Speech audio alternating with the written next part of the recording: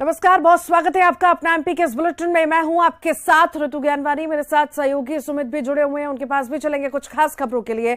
पर उससे पहले कुछ बड़ी खबरों का रुख कर लेते हैं। देवास से बड़ी खबर है, रेलवे स्टेशन पर हंगामा देखने को मिला है। सिंचाई व्यवस्था को लेकर कांग्रेस और किसानों का आंदोलन हो रहा है। ये बड़ी खबर इस वक्त आपको बता रहे हैं। नर्मदा से सिंचाई का पानी देने की मांग हो रही है और इस मांग को लेकर प्रदर्शन हो रहा है। रेल रोकने पहुंचे यूथ कांग्रेसियों की पुलिस से झड़प भी हुई। पुलिस ने प्रदर्शनकारियों को स्टेशन पर जाने से रोका। आंदोलनकारियों और पुलिस के बीच जमकर झूमाझटकी हुई है।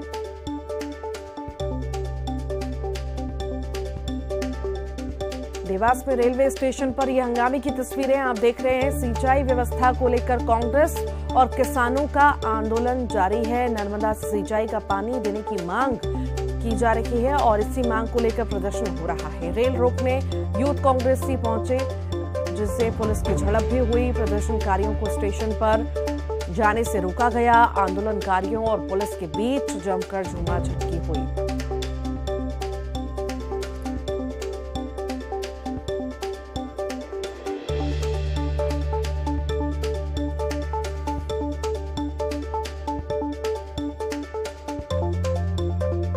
देवास के रेलवे स्टेशन की ये तस्वीरें हैं, जहां पर खूब हंगामा हुआ है। सिंचाई व्यवस्था को लेकर कांग्रेस और किसानों का आंदोलन जारी है। और ज्यादा जानकारी के लिए वरुण हमारे साथ जुड़ गए हैं। वरुण, रेलवे स्टेशन पर हंगामा हो रहा है, कांग्रेस की तरफ से भी किसानों की तरफ से भी, क्या स्थिति अभी है? जी बिल्कुल ऋतु, बता दूं कि कांग्रेस जो है किसानों के साथ मिलकर रेल रोकने का आंदोलन चला रही थी। और जो नर्मदा के पानी को लेकर कन्नौज, खातेगांव क्षेत्र है, देवास है और उसके आसपास के जो किसान हैं वो आंदोलन कर रहे हैं यूथ कांग्रेस के साथ मिलकर। और फिलहाल रोकने से तो पुलिस ने तो जोरदार इनके साथ झूमाझटकी हुई थी। उसमें किसानों को और इनको रोक दिया गया है और स्टेशन के अंदर नहीं जाने दिया गया है। भारी मात्रा में पुलिस बल तैनात था, लेकिन जो किसानों का और इनका कहना है कि हमें जो मौजूदा सुविधाएं हैं पानी को लेकर वो उपलब्ध करवाई जानी चाहिए थी। फिलहाल प्रशासन कह रहा है कि जो नारेबाजी कर रहे थे उन पर लीगल एक्शन हमारे द्वारा किया जाएगा। जी, अभी तक कोई उनसे मिलने के लिए पहुंचा? क्योंकि बड़ी तादाद में हम देख सकते हैं वहां पर किसान भी पहुंचे हैं, आंदोलन कर रहे हैं, साथ में कांग्रेसी हैं। कोई आश्वासन के लिए पहुंचा, कोई मिलने के लिए वहां पर पहुंचा? बिल्कुल, जो है जिला प्रशासन की ओर से सीएसपी वहां पर पहुंचे थे और इन्होंने अपनी मांगों को लेकर वहां पर जब मांग रखना चाहिए थी तो रेलवे स्टेशन में घुसकर वो रेल रोकने की कोशिश कर रहे थे, लेकिन उन्हें वहां से हटा दिया गया है। और प्रशासन का कहना है कि ये जबरदस्ती इकट्ठे होकर आंदोलन कर रहे थे, लेकिन इन्हें यहीं पर रोक दिया गया है। अगर इनकी मांग जो है ये सीधे तरीके से रखते हैं तो हम आगे बात करने की कोशिश करेंगे। जी ठीक, बहुत बहुत शुक्रिया।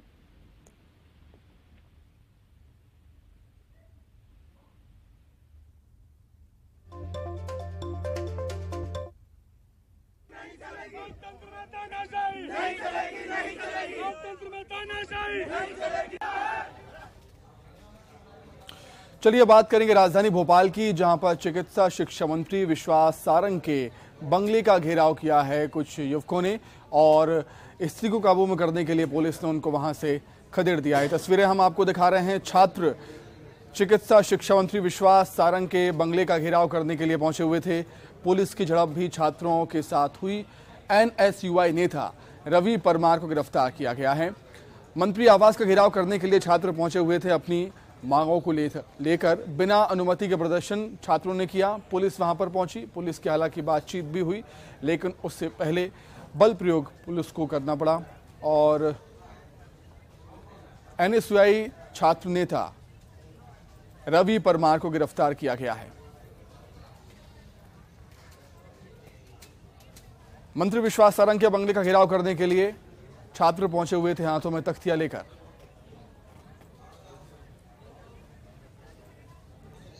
इसमें जैसी सूचना मिली पुलिस को, पुलिस यहाँ उपस्थित हुई और जो इनके नारेबाजी चल रही थी उसे तुरंत खत्म करवाया गया और इनको समझाइश दी गई है कि जो अपनी मांगे विधिवत तरीके से रखे। इलीगल रूप से प्रदर्शन करना कानून का उल्लंघन है, कानून का पालन करे और कानून का पालन करवाने के लिए उनको हिदायत दी गई है। मंत्री स्टाफ ने कुछ बोला है मिलने के लिए 4 तारीख का समय? उनके इस पक्ष उनके तरफ से ये समय दिया गया है और बच्चों को भी बता दिया गया है कि 4 तारीख का जो समय है आप प्रॉपर तरीके से अनुमति प्राप्त करके आए और स्टाफ के सामने अपनी बातें रखें। और आज बजट पेश हुआ है। आज वित्त मंत्री निर्मला सीतारमण ने देश का बजट पेश किया है। कई ऐलान किए हैं। 8 साल बाद आखिरकार इनकम टैक्स में छूट दी गई है, सीमा बढ़ी है छूट की। वित्त मंत्री निर्मला सीतारमण ने कहा है कि नए टैक्स सिस्टम के तहत 7 लाख तक की आय पर अब कोई टैक्स नहीं लगेगा। 1 घंटा 27 मिनट की स्पीच में सीतारमण ने गरीबों के लिए बड़ा ऐलान किया है। बोले हैं गरीबों को मुफ्त अनाज की स्कीम 1 साल और चलेगी। 50 नए एयरपोर्ट और हेलीपैड भी बनाए जाएंगे। युवाओं के लिए 30 इंटरनेशनल स्किल सेंटर्स बनेंगे। रेलवे के खर्च के लिए 2.40 लाख करोड़ दिए गए हैं। एमएसएमई को 9,000 करोड़ की क्रेडिट गारंटी और ऊर्जा सुरक्षा के लिए 35,000 करोड़ रुपए जैसे बड़े ऐलान किए हैं।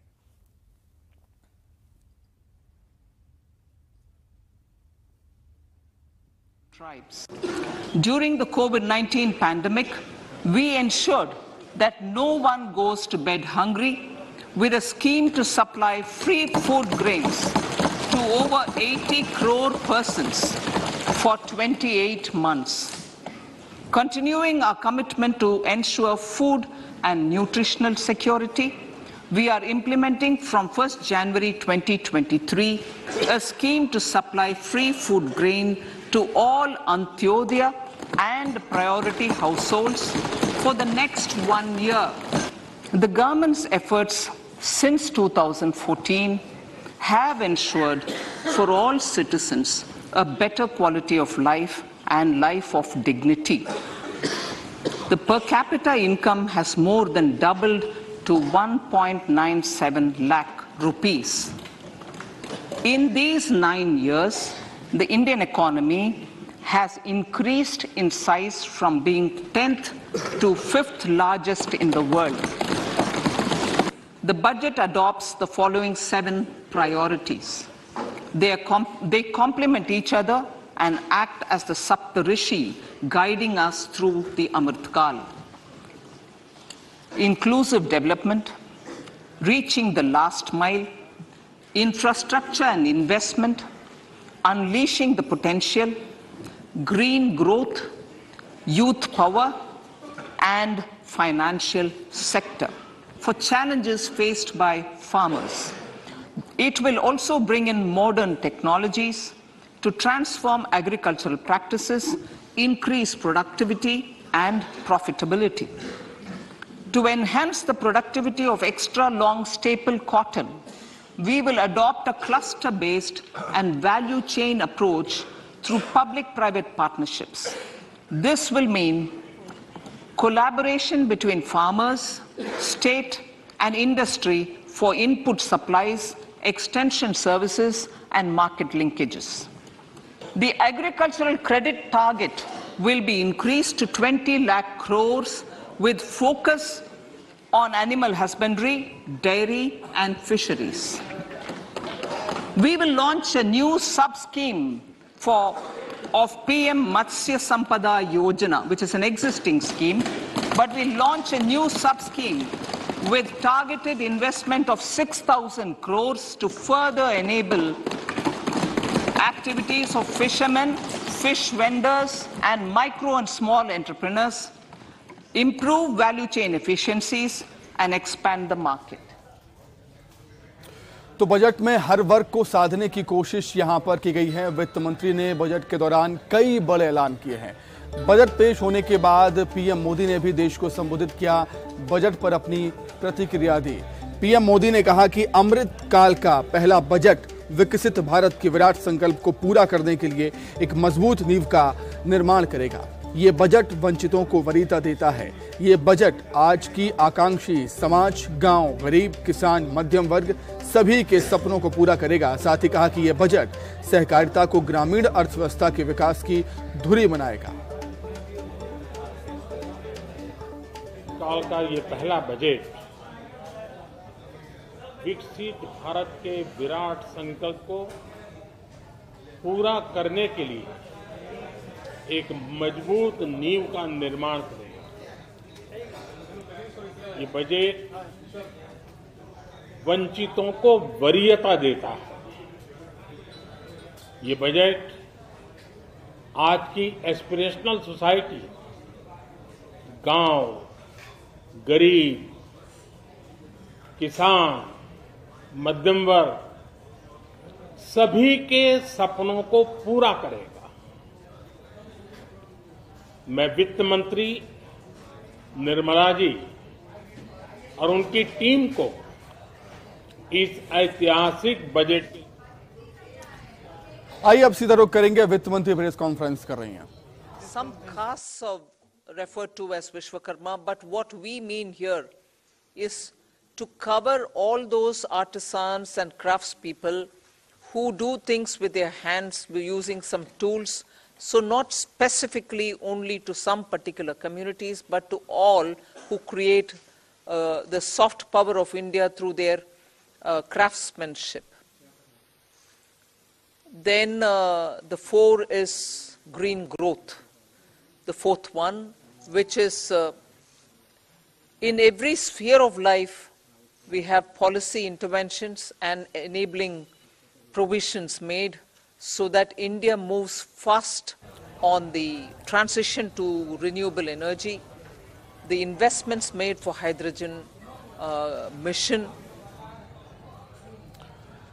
तो वहीं बजट पर मध्य प्रदेश के सीएम शिवराज सिंह चौहान ने भी अपनी प्रतिक्रिया दी। सीएम शिवराज सिंह चौहान ने मिडिल क्लास के लिए एक बड़ी राहत बताया है बजट को। जो टैक्स में छूट दी गई है उसको बड़ा ऐलान कहा है सीएम शिवराज सिंह चौहान ने। और क्या कुछ कहा वो आपको सुनाते हैं। प्रधानमंत्री जी के संकल्प आत्मनिर्भर भारत के निर्माण को पूरा करने वाला बजट है। एक वैभवशाली भारत, एक गौरवशाली भारत, एक संपन्न भारत, एक समृद्ध भारत और एक शक्तिशाली भारत के निर्माण का बजट है। यह बजट सर्वस्पर्शी और सर्वव्यापी है। समाज के हर वर्ग का कल्याण इस बजट में निहित है। देश के हर राज्य का कल्याण इस बजट में निहित है। यह गरीब कल्याण का बजट है। ये किसानों के उत्थान का बजट है। ये माताओं को, बहनों को और बेटियों को आगे बढ़ाने वाला बजट है। ये मध्यम वर्ग को सशक्त करने वाला बजट है। 7 लाख रुपए तक की आय टैक्स फ्री की गई है।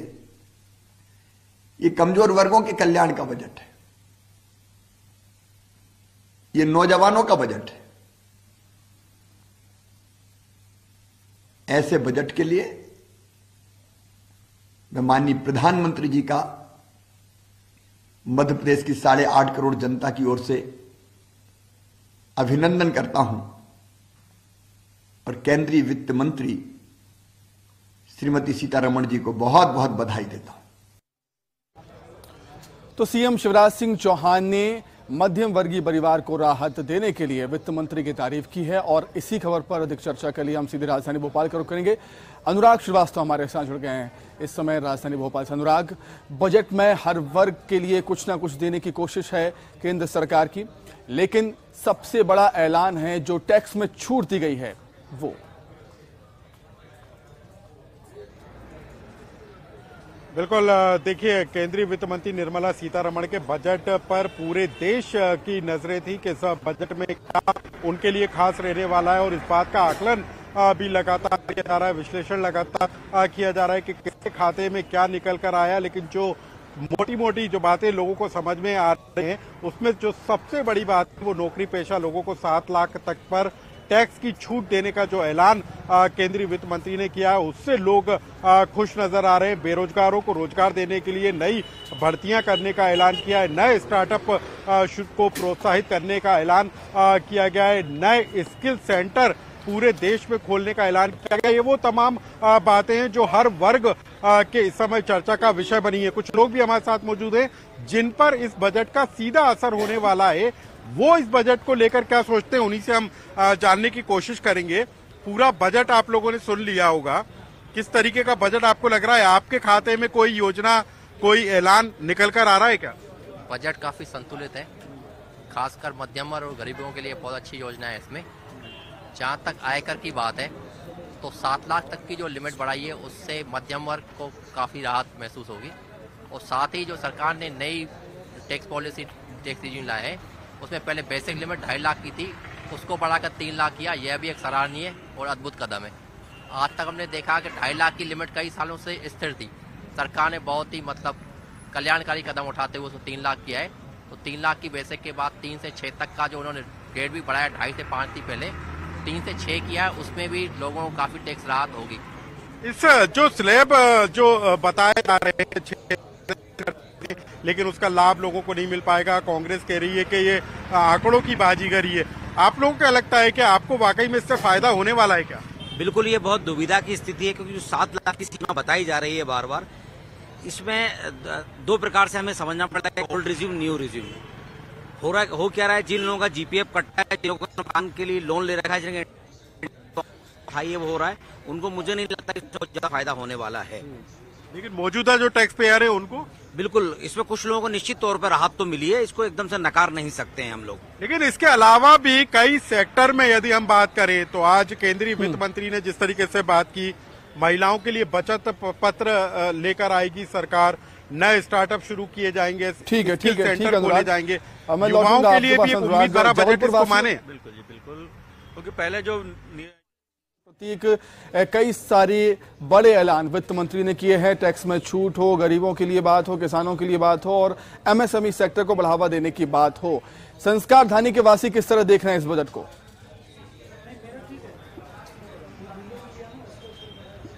देखिए, बिल्कुल इस वक्त मैं महाकौशल चैम्बर ऑफ कॉमर्स में मौजूद हूं और चुनावी साल में केंद्र सरकार ने क्या ये मास्टर स्ट्रोक खेला है, क्योंकि देश की 1.25 करोड़ जनता को तो कहीं ना कहीं अगर बजट से मतलब होता है तो वो होता है कि आखिर टैक्स स्लैब में क्या बदलाव हो रहा है। तो 2 रिजाइम अब जो है वो अवेलेबल रहेंगे, 7 लाख की छूट। लेकिन तकनीकी पहलू क्या है, इन तमाम मसलों पर हम चर्चा करेंगे। हमारे साथ कुछ विषय जुड़े हुए हैं। सर, आपसे शुरुआत में करूंगा, अगर आप खड़े हो जाए। बेशक एक लंबा बजट था, आपने सुना समझा भी, क्या मूल रूप से आपको क्रक्स निकल के आया, समझ में आया? तो देखिए, लॉन्ग टर्म गवर्नमेंट जो है लॉन्ग टर्म पॉलिसी में कोई खास चेंज नहीं की है। उन्होंने छोटे सैलरी क्लास को खुश करने की एक प्रोसेस की है।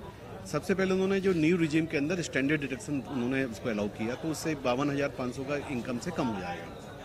सेकेंडली, कुछ डिडक्शन दिए हैं, वो ज़्यादा वो नहीं है। मेनली जो सैलरी वाला और जो सेकंड लिमिट थी कि जिनकी 5 लाख रुपए तक की इनकम थी उनके ऊपर टैक्स नहीं लगता था, वो लिमिट को बढ़ा के उन्होंने 7 लाख कर दिया है। पर बेसिक लिमिट अभी भी 2.5 लाख रुपए की रखी हुई है।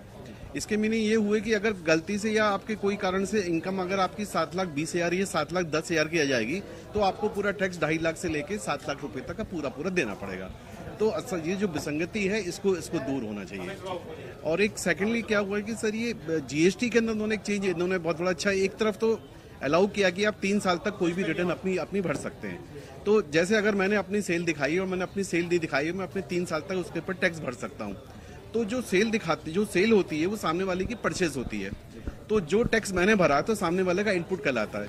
तो वहां परंतु सरकार ने ईयर एंड के 6 मंथ तक का ही समय दिया कि तब तक आप उसको क्लेम कर सकते हैं।